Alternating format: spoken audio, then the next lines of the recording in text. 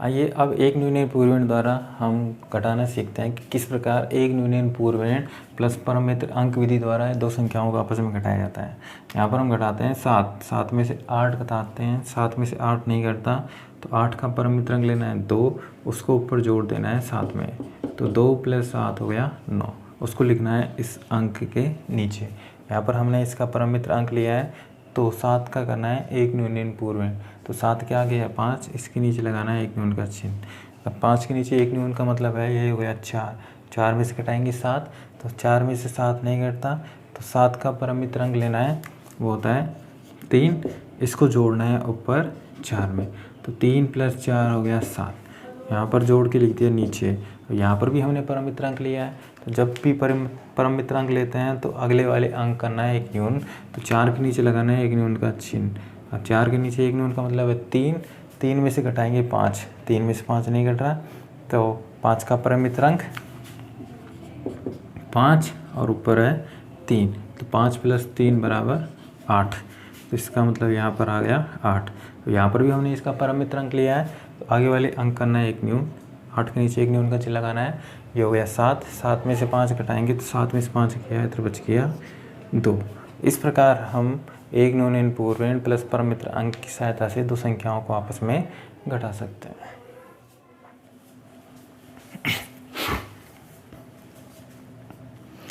आइए हमारा पहला प्रश्न है, निखिल विधि से भाग दीजिए। सबसे पहले हम देखते हैं 1245 में 97 का भाग देना है। तो यहाँ पर जो 1245 है इसको हम कहते हैं भाज्य और 97 होता है हमारा भाजक। जिस संख्या में भाग देते हैं वो तो कहलाती है भाज्य, और जिस संख्या का भाग देते हैं उसे कहते हैं भाजक।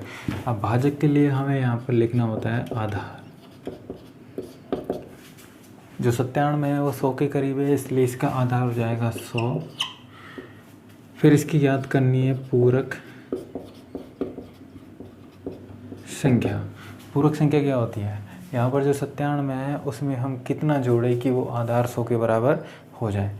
तो पूरक संख्या का सूत्र होता है आधार माइनस संख्या। आधार है हमारा 100 माइनस संख्या है भाजक 97। 100 में से घटाएंगे 97, बराबर में आ जाएगा 3। अब यहाँ पर 3 एक अंक में है, हमें इधर 0 देखनी है, 2 0 है, तो यहाँ पर जो भी पूरक संख्या आएगी वो 2 अंकों में आएगी। अगर आधार में 1 0 है तो 1 अंक में आएगी। यहाँ पर 2 0 है, इसलिए पूरक संख्या को 2 अंकों में लिखना है। आगे 0 लगाकर हमें 2 अंक बनाने हैं। अब प्रश्न को हल करने का तरीका किस प्रकार है? सबसे पहले तो 2 सीधी लाइनें खींचनी है इस प्रकार, फिर एक तिरछी लाइन खींचनी है। यहाँ पर ये है हमारा प्रथम खंड,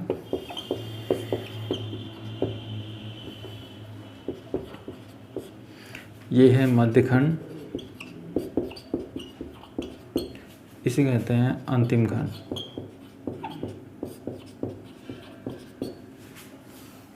ठीक है, प्रथम खंड, मध्य खंड और अंतिम खंड।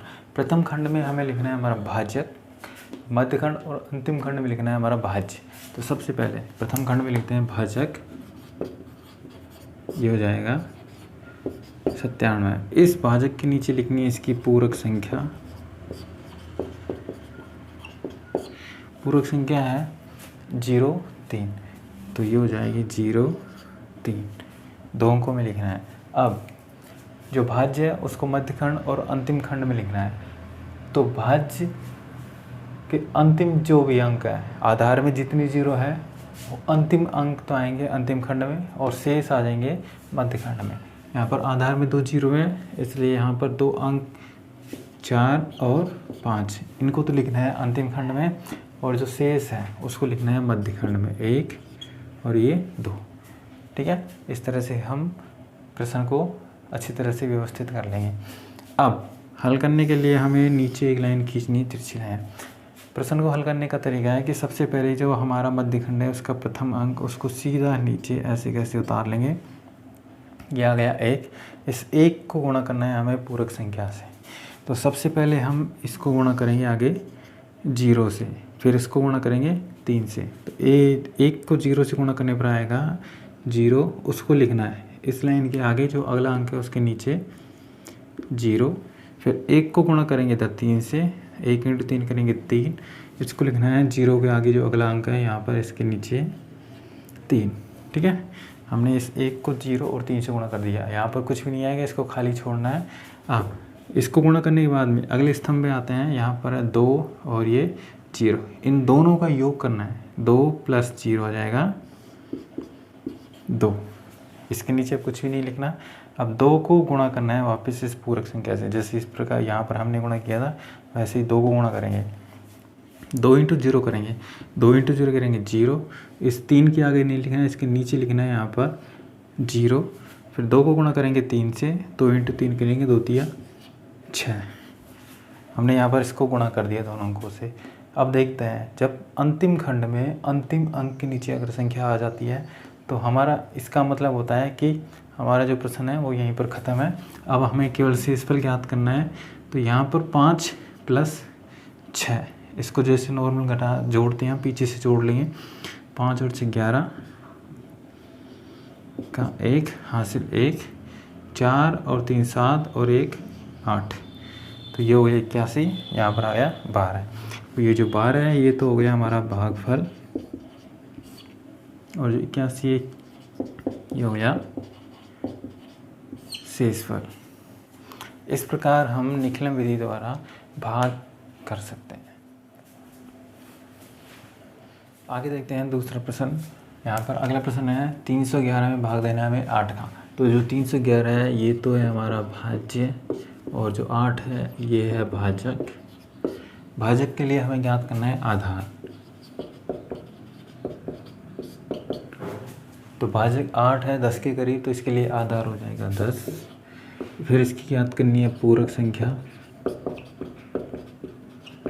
पूरक संख्या का सूत्र होता है, अभी बताया था, आधार माइनस संख्या। आधार है हमारा 10 और संख्या है 8, तो पूरक संख्या हो गई 2। यहाँ पर आधार में 1 0 है तो पूरक संख्या भी हम 1 अंक में लिखेंगे। अब प्रश्न को हल करते हैं। सबसे पहले 2 तो सीधी लाइन खींचनी है और 1 तिरछी लाइन खींचनी है। यहाँ पर ये है हमारा प्रथम खंड, ये है मध्य खंड, ये है अंतिम खंड। प्रथम खंड में लिखना है हमारा भाजक। भाजक है 8, इसके नीचे लिखनी है इसकी पूरक संख्या। पूरक संख्या हो जाएगी 2, 1 अंक में लिखनी है। मध्य खंड और अंतिम खंड में लिखना है भाज्य। तो यहाँ पर आधार में है 1 0, तो अंतिम 1 अंक तो लिखना है अंतिम खंड में, और जो शेष 2 अंक बच रहे हैं 3 और 1 इसे लिखना है। यहाँ पर एक लाइन खींचते हैं तिरछी, इस प्रकार से हल करते हैं प्रश्न को। तो सबसे पहला अंक सीधा हम नीचे उतार लेते हैं 3। 3 को गुणा करना है 2 से, 3 दूनी 6, तो 3 × 2 करेंगे 6, इसको लिखना है 1 के नीचे। 1 अंक था हमने गुणा कर दिया। अब अगला स्तंभ लेते हैं 1 और यह 6, इन दोनों का योग करके लिखना है नीचे। यहाँ पर 6 और 1 7, 7 का गुणा करना है 2 से, 7 × 2 करेंगे 7 दूनी 14। यहाँ पर नहीं लिखना, अगला वाला अंक है उसके नीचे लिखना है यहाँ पर 14। यहाँ पर हमने इसको लिख दिया, गुणा करने पर आ गया 14। अब यहाँ पर अंतिम अंक, जो अंतिम अंक है उसके नीचे संख्या आ गई, इसका मतलब भाग की प्रक्रिया खत्म। हम ज्ञात करेंगे शेषफल, इसको जोड़ देंगे 1 और ये नीचे 14, 14 और 1 हो गया 15। तो भागफल तो आ गया हमारा 37 और शेषफल आ गया 15। लेकिन इधर देखते हैं हमारा जो भाजक है वो तो है 8 और जो शेषफल है वो है 15। कभी भी शेषफल भाजक से बड़ा नहीं आता, इसके लिए हम यहाँ पर इसका संशोधित शेषफल याद करेंगे। तो संशोधित शेषफल ज्ञात करने के लिए हमें यहाँ पर एक बार और भाग देना है, मतलब एक बार और भाग दे देंगे, इसका ज्ञात कर लेंगे संशोधित शेषफल, और ये हो जाएगा यहाँ पर संशोधित भागफल। एक बार और भाग देंगे, इसका मतलब प्लस में हम कर देंगे 1, तो 37 + 1 हो गया 38, और इधर 15 में से 8 घटाएंगे, यहाँ पर बच गया 7, तो 38 तो हो गया हमारा भागफल, और जो 7 है वो हो गया हमारा शेषफल।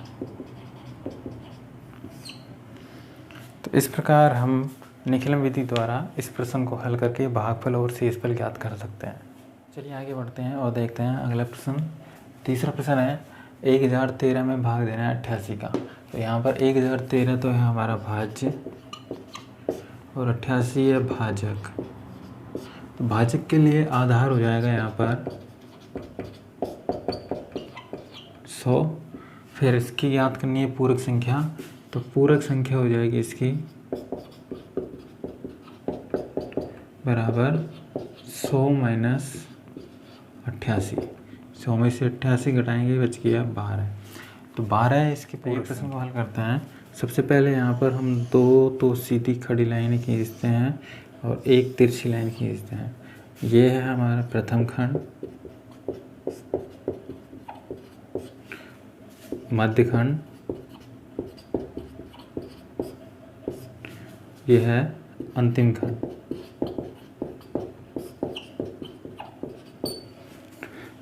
प्रथम खंड में लिखना है इसका भाजक, भाजक हो गया 88।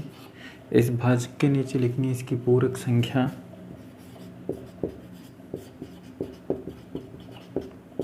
पूरक संख्या है 12। इसके बाद में मध्य खंड और अंतिम खंड में लिखना है हमारा भाज्य। आधार में देखते हैं इधर 2 0 है, तो अंतिम 2 अंक तो लिखेंगे अंतिम खंड में 1 और 3, और शेष लिखना है आपको मध्य खंड में 1 और 0। इस प्रकार हमने भाज्य को लिख दिया। अब प्रश्न को हल करते हैं, तो एक लाइन तिरछी लाइन नीचे खींचेंगे, पहली संख्या 1, इसको सीधा नीचे उतारेंगे 1 को गुणा करेंगे इधर 12 से, तो पहले 1 को आगे 1 से गुणा करना है, 1 × 1 करेंगे 1, इधर लिख दिया, 1 × 2 करेंगे 2, इधर लिख दिया। ठीक है, 1 का काम खत्म।